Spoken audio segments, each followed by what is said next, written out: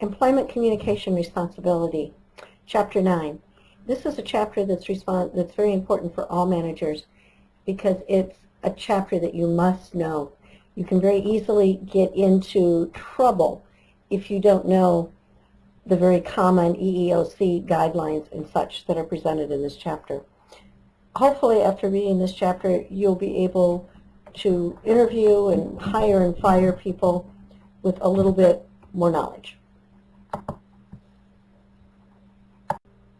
The learning objectives for this chapter are explain employment communication responsibility, the 5 aspects of communication in the personnel selection process, the 3 motivation theories that apply to employment communication, and how to use the reprimand as a teaching tool, not just as a firing tool, and then how to write an effective 3-paragraph reprimand, and then the proper way to conduct layoffs and firings, which unfrequently, in recent years, has been done way too often. Human resources is the most difficult resource to manage. Basically, it all depends on the personalities of the people that you have working for you or working in the company.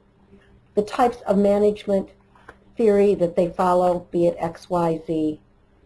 But you're probably, at some point in your working career, you're going to meet people who hold grudges, who don't let go of things. You know, they're upset that they didn't get a promotion 20 years ago, but they stayed at the company anyway. You're going to find people that engage in anonymity. They're basically going to try and undermine what some people are doing. They'll do acts of subterfuge and such that undermine what the company is doing. They may even do political sabotage where they sell information about the company. Or if you're in a union situation, you may get what's called soldiering, or where they idle down and just don't produce as much as what they're capable of doing. And then you're always going to have people, when they're aggravated, that are going to question your authority. I do not necessarily look at this as always a negative. I think sometimes it's good for people's authority to be questioned so they have an idea of the kinds of things people need answers to. But it can harm productivity of your company. In human resources, if you have a happy workforce, an awful lot more gets done. The other thing that human resources is very involved in is collective bargaining with unions. And if you do have a union, it is important that you understand collective bargaining and what you can and cannot do by law in a collective bargaining situation. Managers have 3 different employment communication responsibilities. They have the legal, the motivating of employees to perform, and then how to decrease turnover. Legally, any laws that are on the book, they have to follow. That is a requirement. Then they have to motivate their people to get the most out of them. Basically, you want a workforce that's very productive. You don't want to have to hire 2 people to get the job done of 1 person.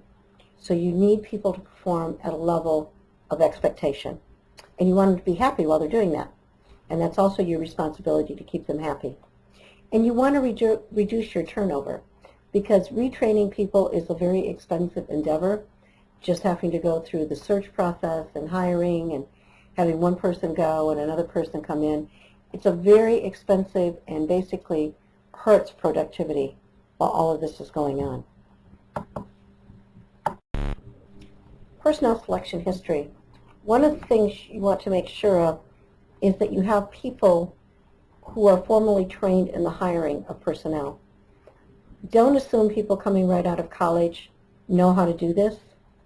It is good if someone new actually sits in and goes through the process with people who have been doing this for a number of years very successfully. It isn't even bad if you have a tutorial that they can watch. That would be a very positive process to have in place. What you also want to make sure that their communication skills are very good. And basically, we know that 95% of the problems within an organization are or will lead back to a miscommunication problem. So you definitely, when you're hiring personnel, you don't want there to be communication issues. You want to make sure whoever is doing this knows exactly how to communicate and not leave the person that's being interviewed with the idea that things are being promised that in fact are not being promised. There are some major capitalist philosophers on communication that we really need to talk about just a little bit here. One is Bernard, and his was the accept or reject authority of inline management. He was one of the first that basically said communication is important in an organization. And if you expect people to accept the authority of their managers, that you have to give them reasons to accept that authority. People aren't going to do it simply because the person is in the position. The person has to learn to actually help people to realize and earn their respect, and they do that through leading. Drucker said you can enlarge human resources.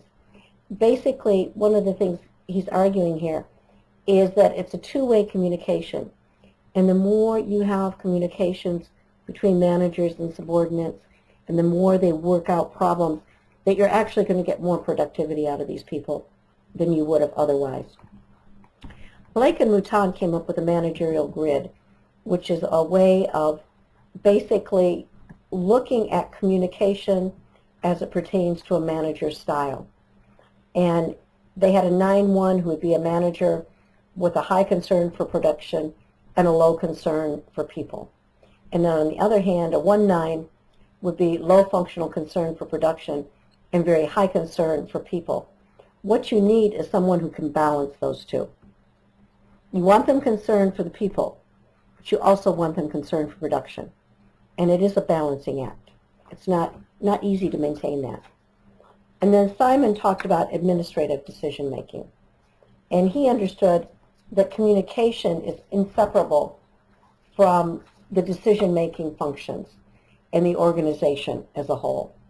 And that people, if they're going to be successful, have to be good communicators when they're working with personnel. There are 5 aspects of the personnel selection process that we're going to talk in more detail on further slides, but let's go over what they are here. Knowledge of the equal employment opportunity laws, familiarity with essential job qualifications, knowledge of the preferred qualifications and knowing the difference between what is legally essential and what's legally called preferred, the ability to compose legal interview questions and conduct a legal interview, and the ability to write an effective job offer and effective rejection offers.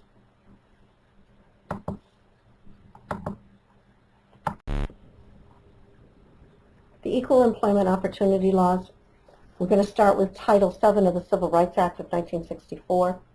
And this makes it illegal to discriminate against someone on the basis of their race, color, religion, national origin, or sex.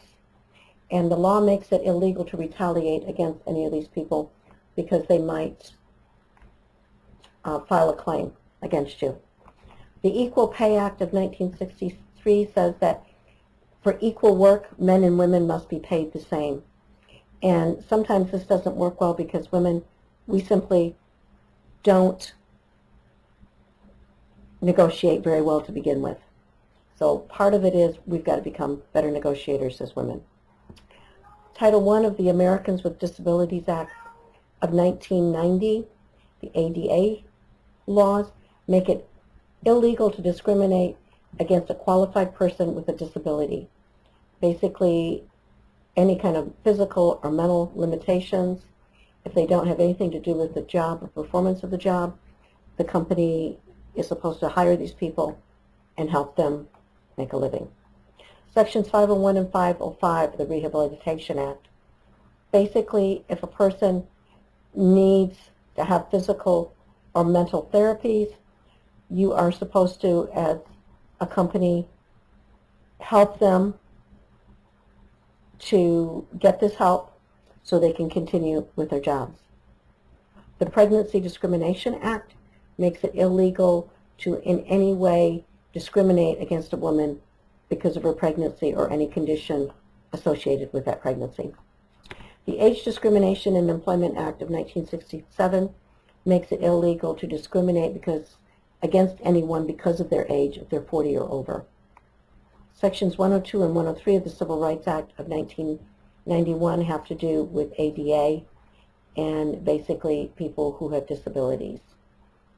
The Genetic Information Non-Discriminatory Act of 2008 makes it illegal for an organization, a company you're working for, to have any DNA or genetic information about you or to use it in any way against you. Essential job qualifications are items that a person must do in a job. They must have the ability to handle these. And basically, you are required to write these down and to give them to candidates who are looking to fill that position.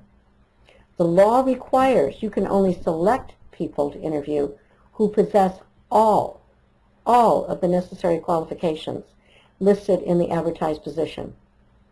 So if something is not necessarily required in order to get a bigger candidate pool, what you might want to do is put some things in the preferred job qualifications rather than in the essential. Because if you don't get a pool of candidates that have your essential job qualifications, you're going to have to rewrite your job description and start over. Because it is actually illegal to invite a candidate who does not have all the advertised essential qualifications. Preferred job qualifications are those that you would like a person to have. They're not necessarily required for the person to do the job, but they might be qualifications that would make it easier for the person to do their job.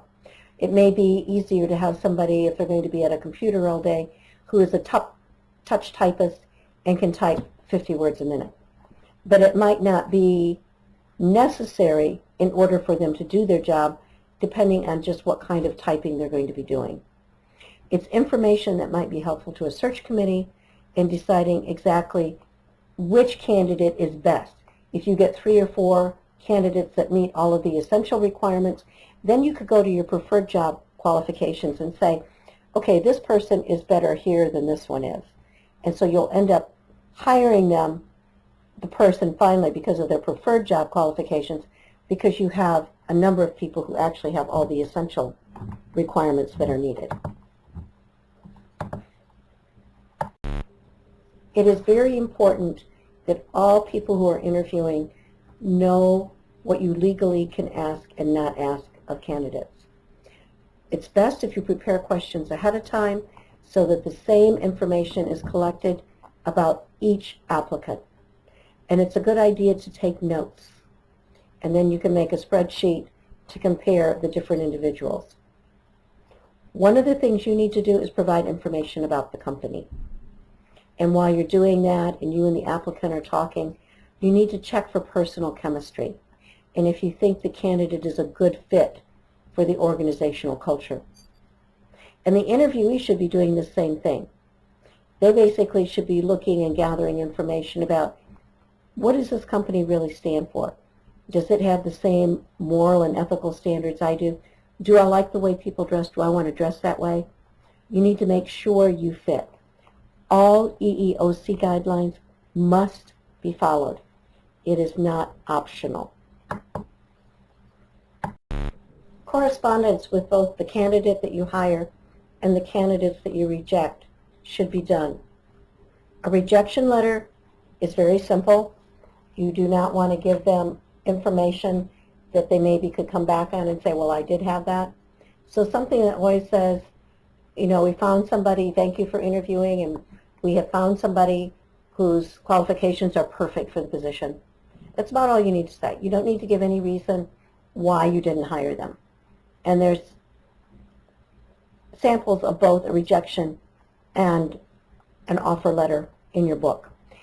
There's also a whole section on planning that I did not go over that you need to read. And if you have questions, let me know. When you write a person offering them the job, it's important that you give them the exact title of the position, when the position is going to begin, what the salary is, and if there's bonuses, basically what those bonuses are, and then the benefits they're going to receive, health insurance, a 401k, retirement, whatever they are. You need to put all of that in the letter so that they have it. Give them a deadline to get back to you. Because if this person chooses not to come with you, you need time to go to your second candidate. Basically, you don't want to send out all the rejection letters until you actually have someone telling you in writing that they're going to accept your position. There are 3 motivation theories of employment communication that come into play when you're working with hiring and firing people. One is AdamsEquity theory, and basically its positions are that the equity norm is a social assumption that an employee will expect a fair return for the contribution to the job they do. And if people don't get that, they will slow down, or if they think they're being maybe paid at the top, they may work harder. But basically, people are going to make it equitable. It's a social comparison. Basically, people are going to compare themselves to others. And when employees feel their equity is less than others, they'll reduce. And when they feel it's more than others, they may work harder. Sometimes they'll quit an organization if they feel the equity is too much out of whack. Baroom's expectancy theory has basically 3 parts. It's the expectancy, the instrumentality, and the balance. Basically, the expectancy is the belief that performance follows effort. So if I do better and I do everything that's expected of me, I'm going to get a raise, I'm going to get a promotion. The instrumentality is the mental calculation that goes on. That is the work I'm doing, is it actually leading to these work outcomes that I want? Am I getting the promotion? Am I getting a raise?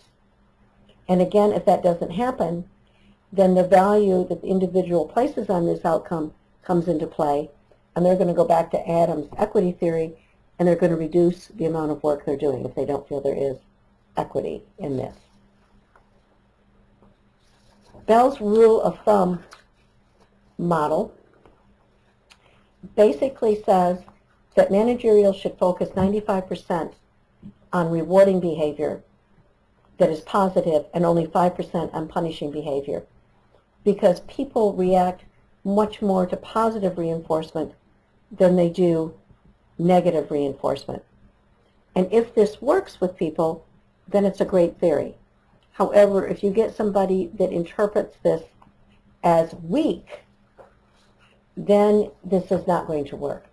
But it's a nice place to start, because for the most part, most people do like positive rewards and will respond to them.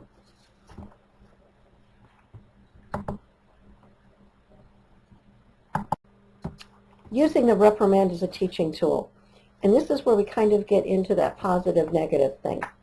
Basically, you want to make sure the person understands that what they are doing, what they're being reprimanded on, is something that the company does not agree with. And you want to change that behavior. You want to stamp out the old behavior, and you want to replace it with the way you want things done, or stamp in a new behavior. You need to explain to the individual what the rationale is. They need to understand this. They've got to have a reason to change.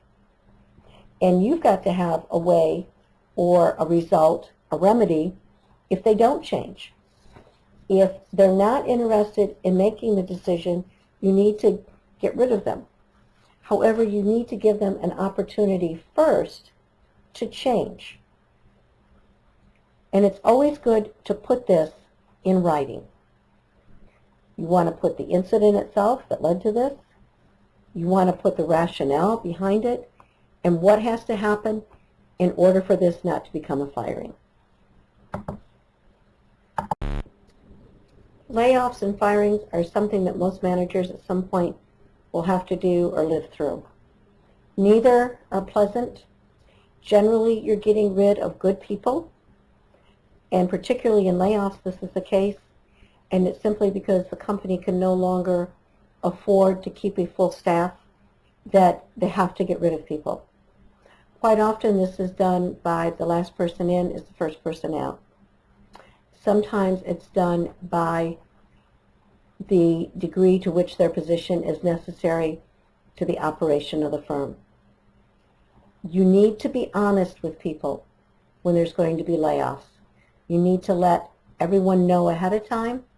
You need to let them know the criteria that are going to be used, and you need to give them as much time as possible. Many firms will actually hire and outsource companies that will actually help these employees get other jobs. They will give them, depending on the number of years of service, so many weeks of pay. They are allowed to COBRA in their health care. There's all kinds of things that happen when people have to be laid off. I mean, these are actually employees that probably, if things turn around in the company, you would like to hire back. So at this particular point in their lives, you need to be as empathetic as possible. You need to keep their morale up, that this has nothing to do with them personally, that you're willing to give them a wonderful work recommendation. You need to be honest with why it's happening.